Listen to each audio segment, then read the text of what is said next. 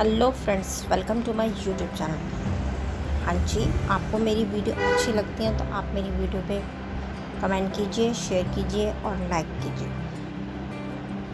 Air India को Tata group उड़ाएगा आपसे, ये खबर है। केंद्र सरकार ने टाटा ग्रुप को एयर इंडिया का मैनेजमेंट सौंप दिया है।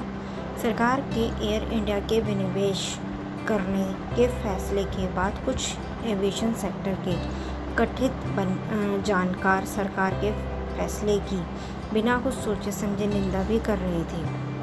हालांकि उनके पास एयर इंडिया को फिर से मुनाफे में लाने का कोई ठोस सुझाव नहीं था, परंतु फिर भी वो उनकी निंदा कर रहे थे।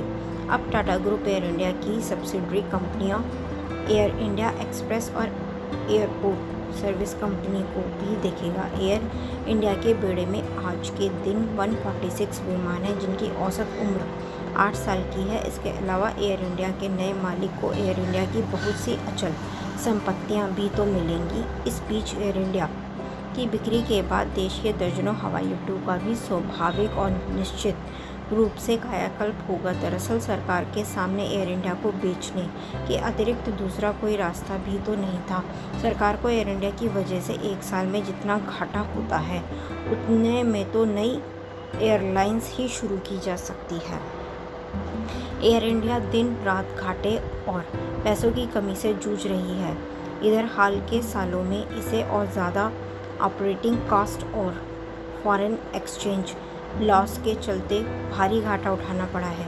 बढ़ते तेल के दाम और पाकिस्तान द्वारा अपनी सीमा में भारतीय विमानों के लिए एयर स्पेस बंद करने के बाद एयर इंडिया को रोज़ 3 से 4 करोड़ रुपए का अतिरिक्त घाटा उठाना पड़ रहा है।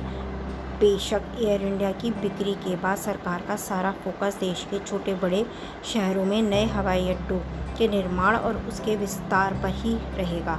सरकार कह भी चुकी है कि साल 2024 तक देश में बनेंगे 100 नए एयरपोर्ट। पुराने हवाई अड्डों को बेहतर भी बनाया जाएगा। कुछ हवाई अड्डों को सही माने तो फ़ौरन बेहतर बनाने की ज़रूरत तो है ही। कुछ समय पहले लद्दाख घूमकर वापस लौटे एक मित्र बता रहे थे कि वहां पर देश भर से रोज़ सैकड़ों पर्यटक आ रहे हैं। वह लेह हवाई अड्डा किसी प्रदेश की राजधानी के हवाई अड्डे जैसा तो बिल्कुल ही नहीं लगता। वहाँ के शौचालयों तक में भी बहुत सुधार की गुंजाइश है।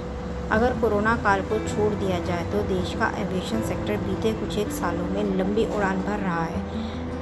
1990 तक दिल्ली मुंबई के बीच रोज़ सुबह शाम 2-2 फ्लाइटें चलती थीं। कोरोना काल से पहले इनकी संख्या 100 पार कर गई थी। इनमें चार्टर्ड फ्लाइट शामिल नहीं है। क्या आप मानेंगे कि दुनिया के टॉप 10 हवाई अड्डों में भारत के 2 हवाई अड्डों क्रमशः बेंगलुरु का केम्पेगौड़ा हवाई अड्डा दूसरे स्थान पर तथा दिल्ली का इंदिरा गांधी अंतर्राष्ट्रीय हवाई अड्डा 6ठे नंबर पर है। यह निष्कर्ष है global airlines event organizer routes online नाम की संस्था का।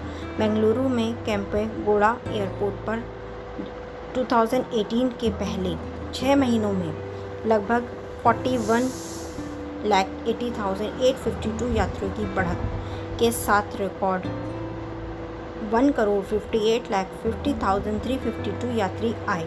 वहीं दिल्ली के एयरपोर्ट से जनवरी से लेकर जून तक इस साल 3,49,05,629 यात्रियों ने यात्रा की, जो पिछले साल के मुकाबले इस बार 32,76,183 मुसाफिर अधिक थे। इस सर्वे में पहले स्थान पर टोक्यो का हनेडा हवाई अड्डा रहा।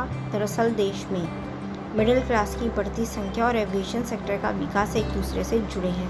क्योंकि मिडिल क्लास ने अब हवाई यात्रा धड़ल्ले से शुरू कर दी है, इसलिए नए नए हवाई अड्डों के निर्माण की आवश्यकता महसूस हो रही है। यह क्रम अगले कई दशकों तक जारी रहेगा। आपको मेरी वीडियो अच्छी लगी हो तो आप कमेंट में बताइएगा मुझे। चैनल को सब्सक्राइब कीजिएगा, लाइक कीजिएगा एंड शेयर कीजिएगा। Thank you guys, bye.